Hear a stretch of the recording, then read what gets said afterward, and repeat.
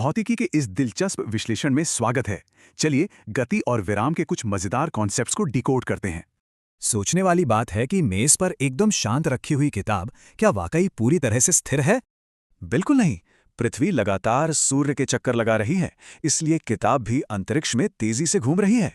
पहले जरूरी शब्द समझते हैं। विराम मतलब जब कोई चीज अपने परिवेश के मुकाबले अपनी जगह बिल्कुल न बदले। और गति इसका एकदम उल्टा है।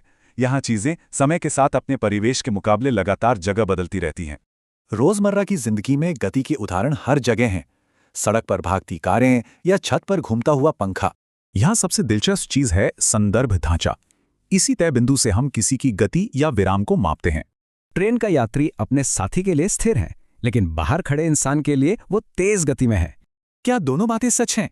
बिल्कुल। संदर्भ बदलने पर विराम और गति दोनों एक साथ एकदम सच हो सकते हैं। बस में भी यही लॉजिक लागू होता है। यात्री बस के अंदर स्थिर है, पर सड़क के मुकाबले गतिशील है। जहाज में बैठा पैसेंजर अपनी सीट पर शांत है, लेकिन पृथ्वी के मुकाबले वो बहुत तेजी से उड़ रहा है। जमीन पर खड़ा पेड़ पृथ्वी के लिए स्थिर है, लेकिन सूर्य के संदर्भ में वो भी लगातार घूम रहा है। खैर, अब तक की बातें समझ आ गईं, तो चलिए एक छोटा और मजेदार सा फिजिक्स पॉप क्विज खेलते हैं।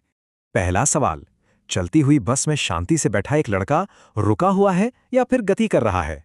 जवाब आसान है। बस के नजरिए से वो स्थिर है, लेकिन बाहर सड़क के नजरिए से वो गति में है। दूसरा सवाल, हमें रोज सूरज पृथ्वी के चक्कर लगाता हुआ दिखता है, तो क्या सूरज सच में चल रहा है? नहीं, ये बस पृथ्वी के घूमने का भ्रम है।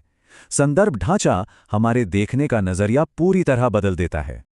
अब सबसे ट्रिकी सवाल, अगर चलती ट्रेन में कोई गेंद को बिल्कुल सीधा ऊपर उछाले तो वो कहाँ गिरेगी? हवा में होने के बावजूद गेंद ट्रेन की क्षैतिज गति यानी हॉरिजॉन्टल मोशन को अपने साथ बनाए रखती है। इसी मोमेंटम के कारण गेंद पीछे नहीं छूटती, बल्कि एकदम सटीक रूप से वापस उछालने वाले के हाथ में गिरती है। तो इस विश्लेषण का मुख्य सवाल, क्या कोई चीज एक ही समय में स्थिर और गतिशील दोनों हो सकती है? बिल्कुल हाँ। सब कुछ पूरी तरह से इस बात पर टिका है कि हमने कौन सा संदर्भ ढांचा चुना है। अंत में एक विचार, जब ये पूरा ब्रह्मांड ही लगातार फैल रहा है, तो क्या कोई सचमुच स्थिर होता है?